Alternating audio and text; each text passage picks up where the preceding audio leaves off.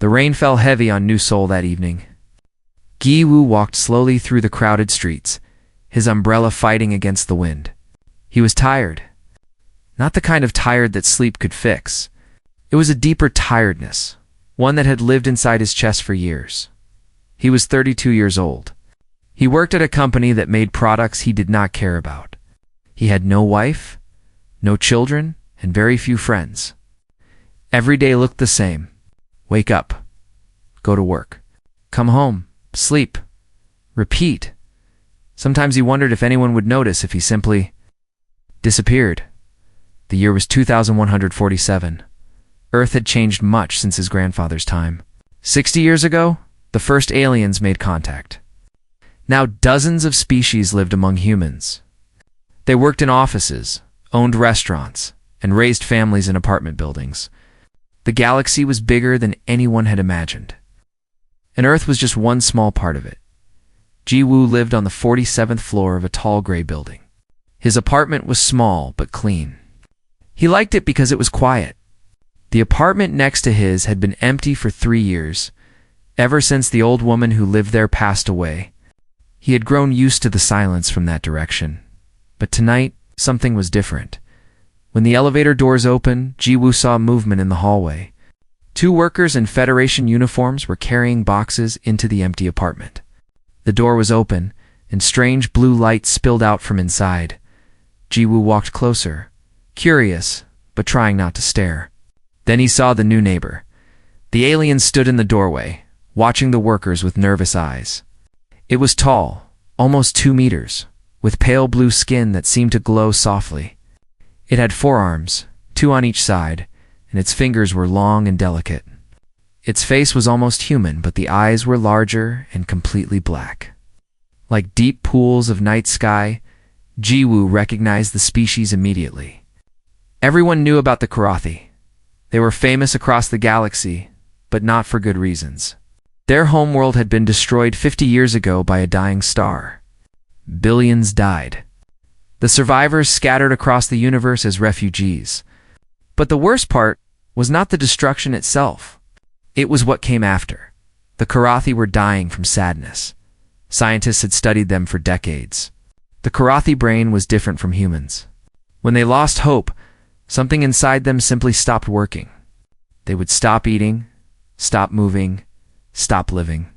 One by one, they were fading away. The galaxy watched, unable to help.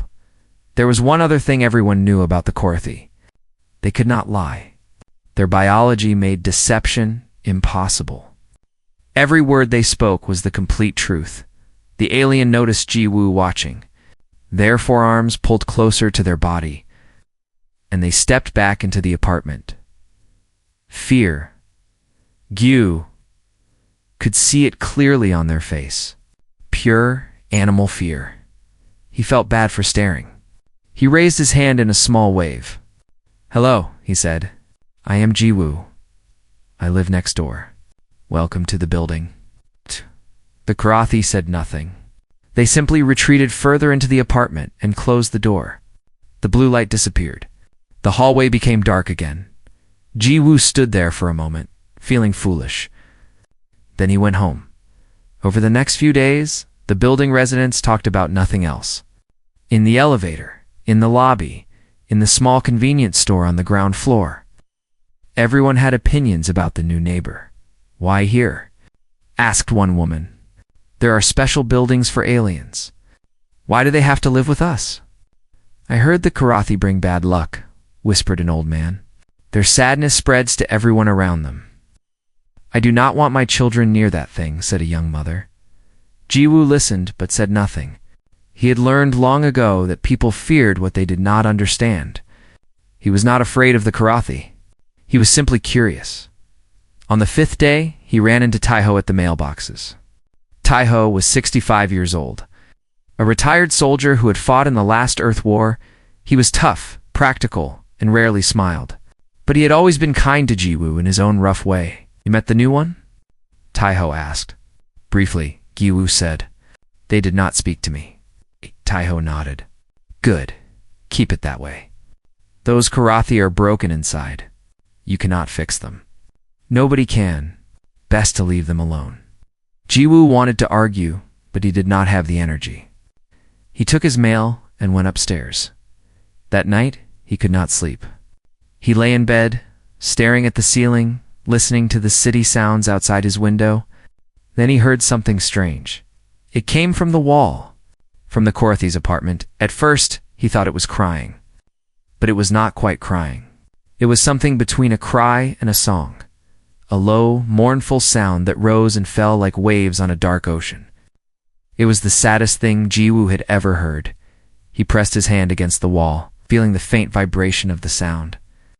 He did not know what to do. Part of him wanted to knock on their door to ask if they were okay. But what would he say? How could he help someone whose pain was so much bigger than anything he had ever known? Jiwoo closed his eyes. The sound continued for hours. Eventually, exhaustion pulled him into sleep. In his dreams, he saw a planet burning. Billions of voices crying out at once, and then silence. Terrible, empty silence. When he woke up the next morning, his pillow was wet with tears. He did not remember crying. He saw the Korothi in the hallway again that afternoon. They were checking their mailbox, moving slowly and carefully, as if every step required great effort. Their black eyes flickered toward Jiwoo, then quickly looked away. "Ow."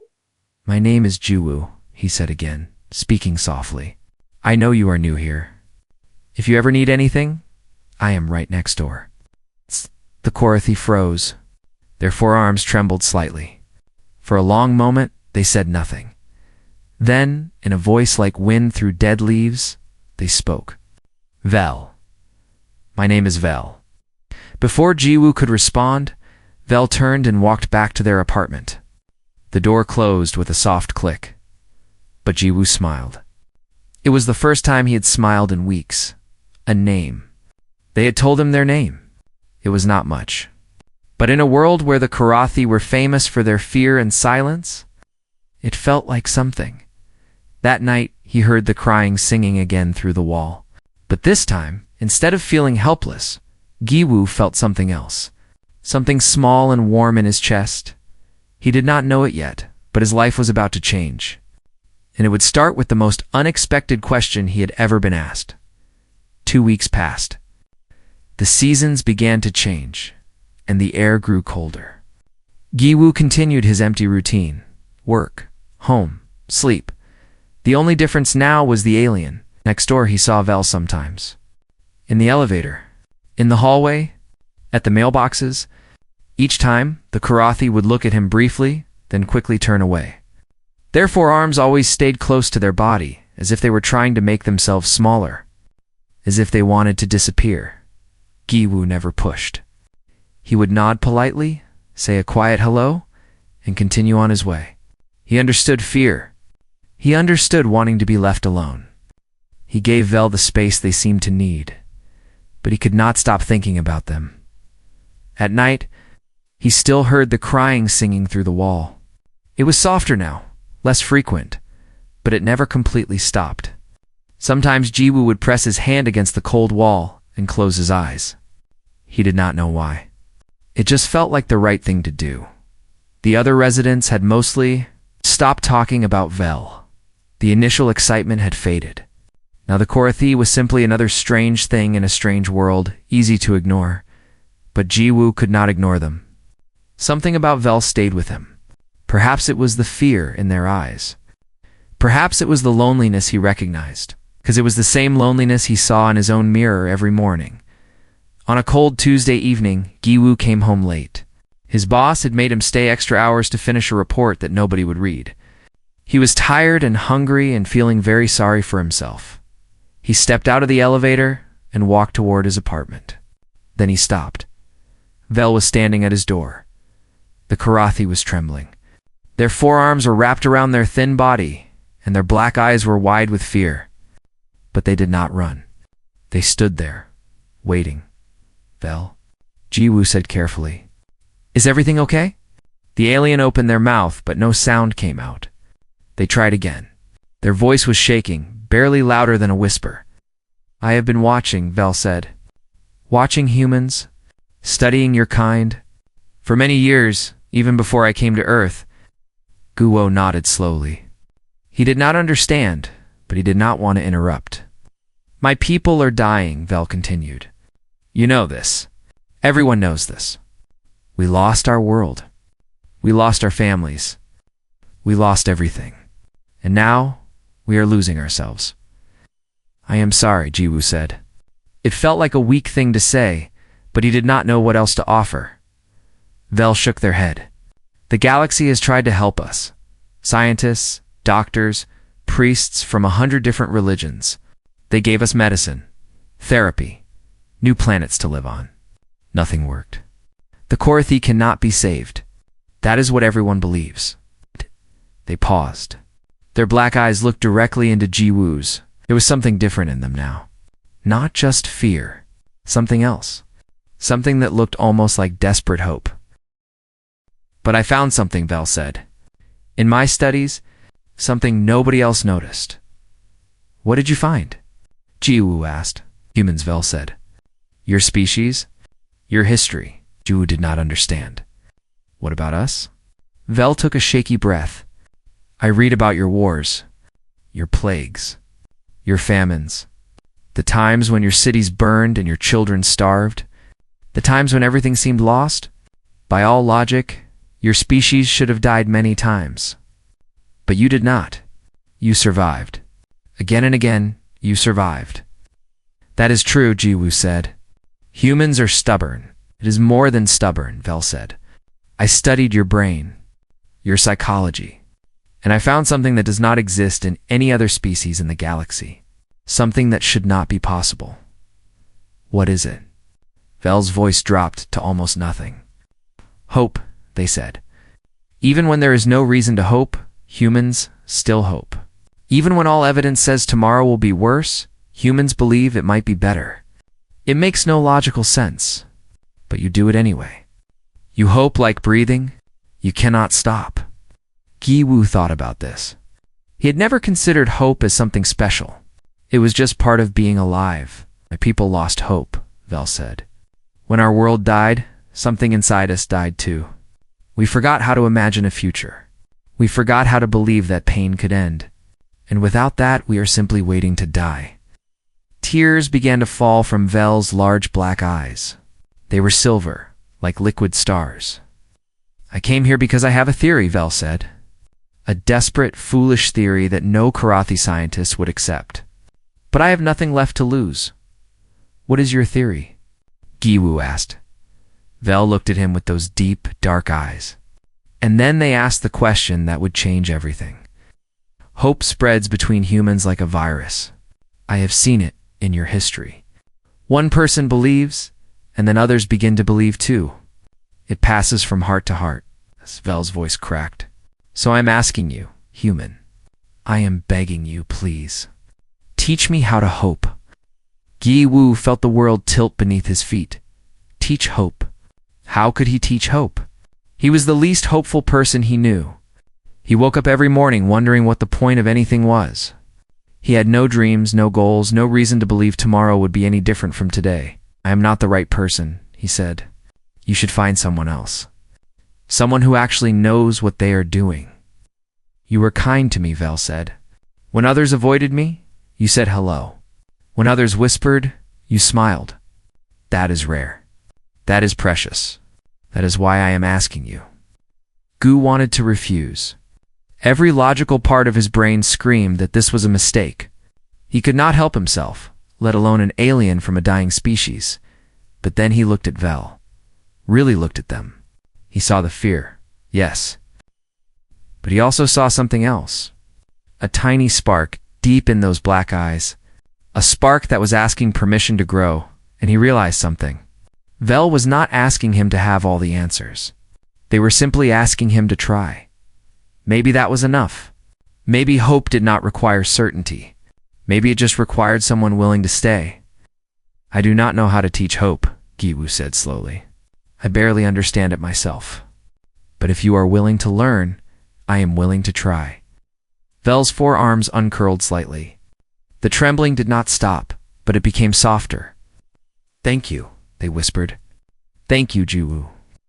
That night they sat in Jiwoo's small apartment. drinking tea and saying very little. It was awkward and strange and nothing like either of them expected, but it was a beginning. And sometimes, beginnings are all that hope needs. Ji-woo had no idea how to teach hope. There were no books for this. No classes. No instruction manuals. So he did the only thing he could think of. He shared his life. Every evening after work, he would knock on Vel's door. Sometimes they would sit in silence. Sometimes they would talk. Ji-woo told Vel about his childhood, his family, his boring job. Vel listened to everything with those large black eyes, absorbing each word like water into dry earth. The first real lesson happened by accident. Ji-woo was making ramen in his kitchen. The instant noodles were nothing special, just a quick dinner for tired nights. But when Vel saw the process, they froze completely. "What are you doing?" Vel asked. "Making food," Ji-woo said. "Just noodles. Nothing fancy, but why?" Vel's voice was full of confusion. "You could eat nutrition pills. They are faster, more efficient. Why spend time cooking?" Ji-woo thought about it. He had never questioned this before. "Because it feels good," he said finally. "The smell, the warmth, the ritual of making something with my hands. It makes eating feel like more than just survival." He handed Vel a pair of chopsticks. "Here, try it." Vel looked at the steaming bowl for a long moment. Then, very carefully, they lifted a few noodles to their mouth. Their eyes widened. "This is not logical," Vel said. "The taste adds nothing to the nutrition. But I feel something warm in my chest." Ji-woo smiled. "That is comfort. Humans do many things that make no logical sense, simply because they bring comfort." After that, cooking became their first ritual. Every few nights, Ji-woo would teach Vel a new simple dish. Fried rice, egg soup, grilled vegetables. Vel was clumsy with 4 arms in a human kitchen, but they tried hard. And slowly, they began to understand that life could contain small pleasures. The second lesson came from movies. Ji-woo owned a collection of old films from the past 2 centuries. Dramas, comedies, action, romance. He had watched them all many times, but seeing them through Vel's eyes made them new again. One night, they watched a story about a man who lost his wife, but learned to love again. Vel sat completely still through the entire film. When it ended, silver tears were streaming down their face.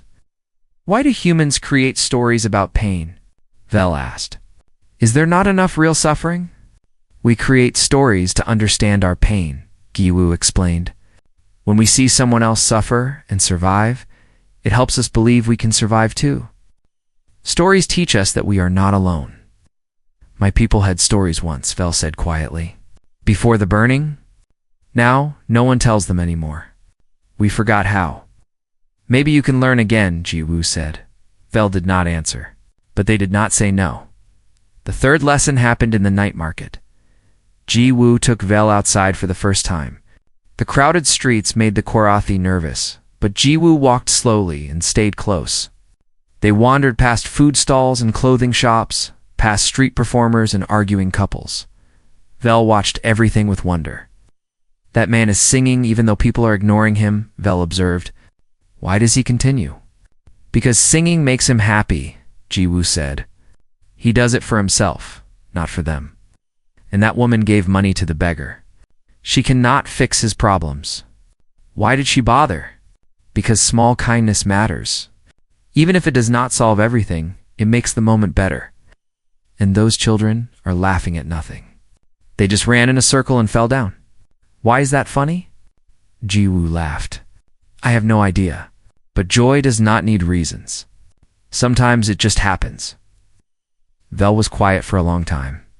Then, very softly, they said something that made Ji-woo's heart ache. "I think I forgot what joy feels like. I want to remember." Meanwhile, Yuna was growing worried. She was Ji-woo's younger sister, 3 years apart, and she worked for the Interspecies Relations Department. She knew things about Korathi refugees that the public did not know. She visited Ji-woo one weekend, concern written all over her face. You are spending too much time with that alien, she said. I checked the records. Vel is being monitored by Federation intelligence. Why? Jiwoo asked. Because some factions do not want the Korathi to recover, Yuna said. Her voice was low and serious. A hopeless species is easy to control. Their remaining planets can be claimed. Their technology can be absorbed. If they start getting better, it changes the political balance. Jiwoo felt cold. That is terrible. It is reality, Yuna said. I am not telling you to stop. I am telling you to be careful. You might be helping more than you realize, and that makes you dangerous to certain people. After Yuna left, Jiwoo sat alone for a long time. He had never thought of himself as dangerous. He was just an ordinary man trying to help his neighbor, but maybe that was enough to make powerful people nervous. The next day, he introduced Vel to Taiho. The old soldier was reluctant at first. He sat in his apartment, with his arms crossed, staring at the Korathi with suspicious eyes. Vel trembled under his gaze, but Jiwoo had asked Taiho to share something specific. His survival story from the last Earth War. Slowly, the old man began to talk. He told them about the bombs, the fires, the year when half of Asia was a wasteland. He told them about watching friends die, about going weeks without food, about the moment he decided to put a gun in his mouth. I did not pull the trigger, Taiho said. Not because I believed things would get better. I had no reason to believe that. But there was a girl, a child, maybe 5 years old. She was sitting in the rubble, crying for her mother, and I thought, someone has to help her. If I die, who will help her? He looked at Vel with hard eyes. Hope is not happiness, he said. Hope is not believing everything will be fine. Hope is deciding that tomorrow is worth seeing, even when today is hell. It is choosing to stay when every part of you wants to leave. Vel listened without moving. Without breathing? That girl, Vel whispered. Did you save her? Taiho nodded. She is 50 years old now. Has 3 children of her own. Named her eldest after me. For the first time since Jiwoo had met them, Vel did not tremble. Their forearms hung loose at their sides. Their black eyes were still and calm. Something small had shifted inside them. Jiwoo could feel it. It was not hope yet, but it was the space where hope might grow. Everything was going well. Too well, Jiwoo thought later. He should have known that darkness would come back. For 3 months, Vel had been improving. They laughed at movies now. They cooked meals without being asked. They even went to the night market alone once, returning with a bag of roasted chestnuts and a confused smile on their face. Jiwoo began to feel something he had not felt in years. Pride. Purpose. Like his life finally meant something, but the Korathi brain was fragile. The despair never truly left. It just waited. On a gray Thursday morning, Jiwoo knocked on Vel's door. No answer. He knocked again, louder. Still nothing. The cold feeling in his stomach grew. He used the emergency key Vel had given him weeks ago. The door opened into darkness. Vel was lying on the floor in the center of the room. Their forearms were wrapped around their body. Their eyes were open but saw nothing. They were breathing barely, but did not respond to their name. Jiwoo had read about this. The despair episodes. When a Korathi lost hope completely, their body shut down. They stopped eating, drinking, moving. If left alone, they would simply fade away within days. Vel, Jiwoo said, kneeling beside them. Vel, please, look at me. Say something. Thing. The black eyes remained empty. Jiwoo called Yuna in a panic. She told him to contact Federation Medical Services. They had protocols for this. Special drugs that could slow the decline. Facilities where Korathi could be stabilized. It will take Vel away, Jiwoo said. They will put them in some cold building with strangers. That is not what they need. What they need is professional help, Yuna argued. You are not a doctor. You cannot fix this. I am not going to fix anything, Jiwoo said. But I am not leaving them alone. He hung up the phone. For 3 days, Jiwoo did not go to work. He did not eat proper meals. He barely slept. He stayed in Vel's apartment, sitting beside the motionless alien, talking. He talked about everything. His childhood memories, his failed relationships, the books he loved, and the dreams he had given up on. He talked until his throat was dry, and then he drank water and talked more. Vel did not respond. But Giwu kept talking. On the second night, he ran out of happy stories. So he told the truth. "I almost gave up once," he said quietly. 6 years ago. I was living in a smaller apartment, working at a worse job. I had no friends, no family nearby, nothing to wake up for. Every morning felt like drowning." He paused. The room was silent except for the sound of rain against the window. 8. One night, I wrote a letter. A goodbye letter. I had it all planned. The method. The timing. Everything. Silver tears began to fall from Vel's unmoving eyes.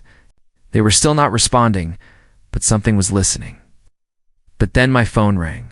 Jiwoo continued. It was Yuna. She called to tell me about a stupid fight she had with her boyfriend. She talked for 30 minutes about nothing important, and when she finished, I threw the letter away. He took a shaky breath. She never knew. She still does not know. But that one phone call, that one ordinary moment of connection, it broke something inside me. It reminded me that I was not completely alone, that someone, somewhere, would notice if I disappeared. He reached out and gently took one of Vel's cold hands in his. "I'm not going to tell you it gets better," he said. "Sometimes it does. Sometimes it does not. But I am telling you that you are not alone. I'm here, and I am not leaving." The night stretched on. The rain continued to fall. On the third day, just before sunrise, Vel's fingers twitched. Jiwoo was half asleep against the wall. He felt the movement and immediately sat up. Vel's black eyes were still empty, but something was stirring behind them. "Vel," he whispered. The Korathi's mouth opened. A sound came out. Just one word, barely audible. "Sunrise?" Jiwoo did not understand at first. Then he realized what Vel was asking. He helped the alien stand. It was difficult. Vel's body was weak from 3 days without food or water.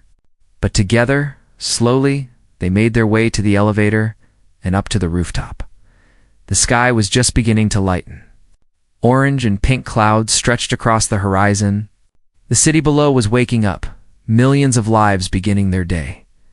Vel stood at the edge of the roof, their forearms hanging at their sides.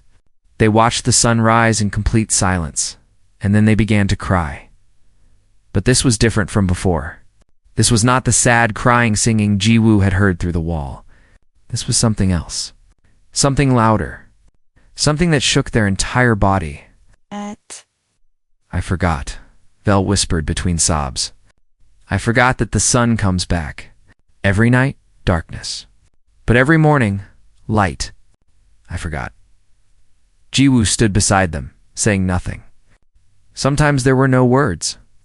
Sometimes you just had to be there. "You stayed," Vel said. "You did not have answers.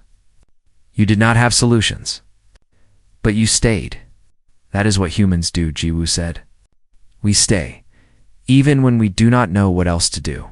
We stay because the alternative is unthinkable." Vel turned to look at him. Their black eyes were wet with silver tears, but they were no longer empty. There was light in them now. Small and fragile, but real. "Is that hope?" Vel asked. "Choosing to stay?" Guwu thought about it. About his own darkest night, about the phone call that saved him, about the months he had spent with this strange, sad alien. "Yes," he said. "I think that is exactly what hope is." They watched the sun rise together. Neither of them spoke again for a long time.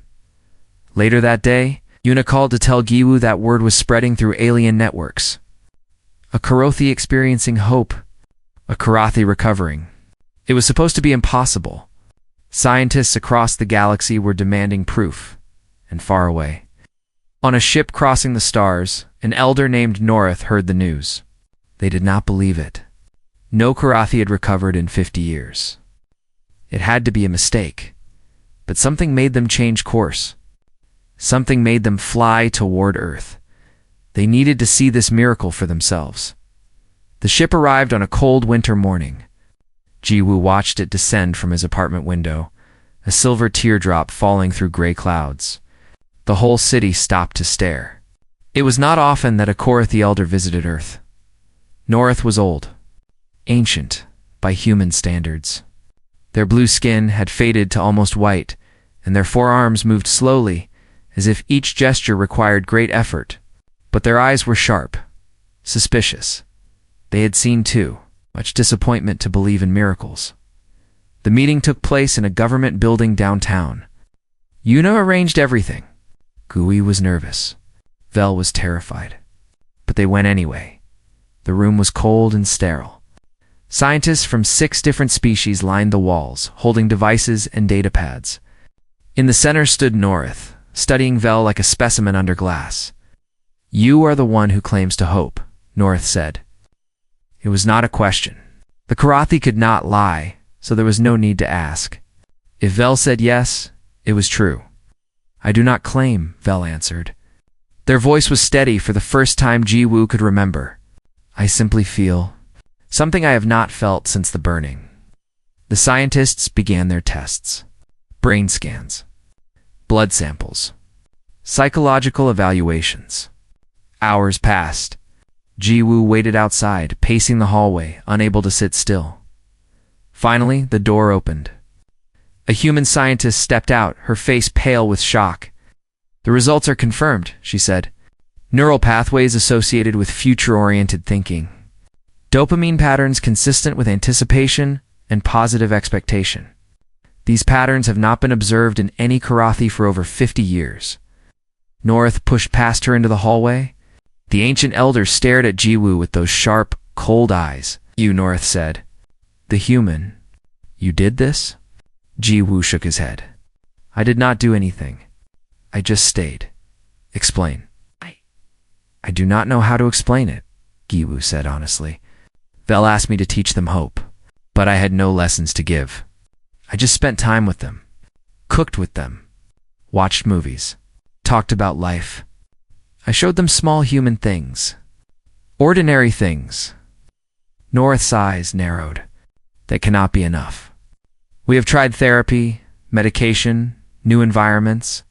Nothing worked." "Maybe because those were treatments," Gu said slowly, thinking out loud.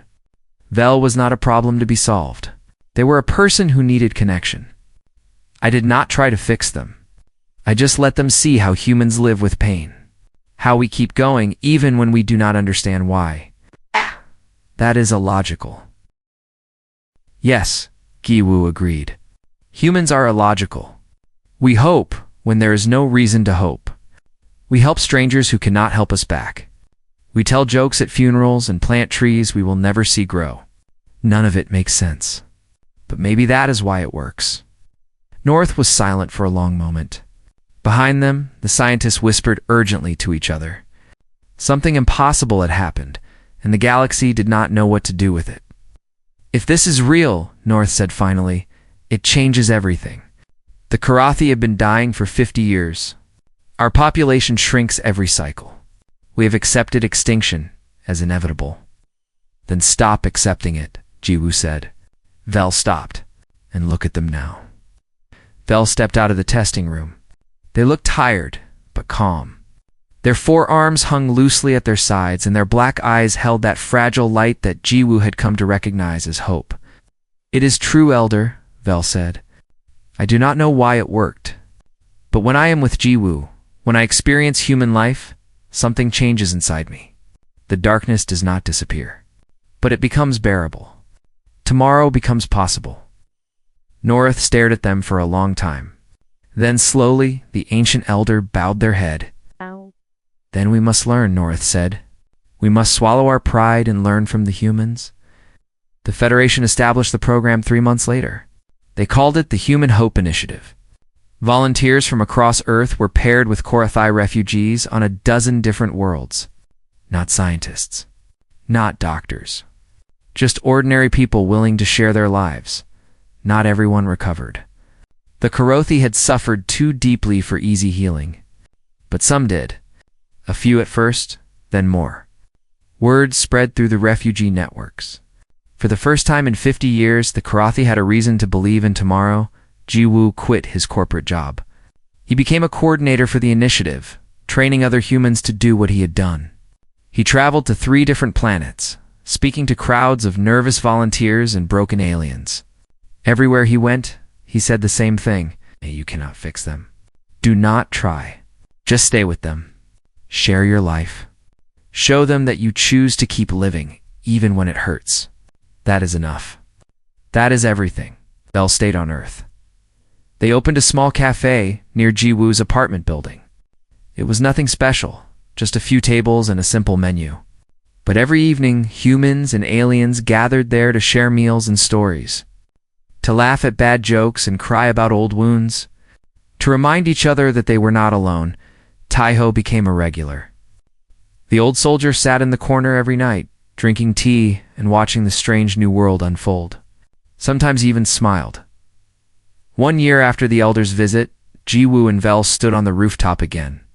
It was the anniversary of that first sunrise. The day Vel had chosen to live. The city spread out below them, millions of lights in the darkness. Somewhere out there, humans and Karothi were sitting together, sharing meals, watching movies, cooking ramen. Small acts of connection, spreading like ripples across the galaxy. "Do you still feel hopeless?" Vel asked. Jiwoo thought about it. The darkness was still there. It would always be there, he knew. The weight of ordinary life, the fear that nothing truly mattered. Sometimes, he admitted. But now, I know it passes. The sun comes back. People stay. That is enough to keep going. Vel nodded. Their forearms reached out, and for the first time, they pulled Jiwoo into an embrace. "That is the human miracle," Vel said. "You taught me that darkness is not forever. You showed me that hope is not about believing everything will be fine. It is about choosing to stay anyway." Guho held his strange, wonderful friend. Above them, the stars burned in the infinite dark. Somewhere out there, a species was learning to hope again. And it had started with the simplest thing in the universe. Someone had asked for help, and someone else had stayed. That was the human gift. Not technology. Not conquest. Not intelligence or strength. Just presence. Just staying. Just the stubborn, irrational refusal to let the darkness win, and somehow, against all logic, it was enough. It was everything.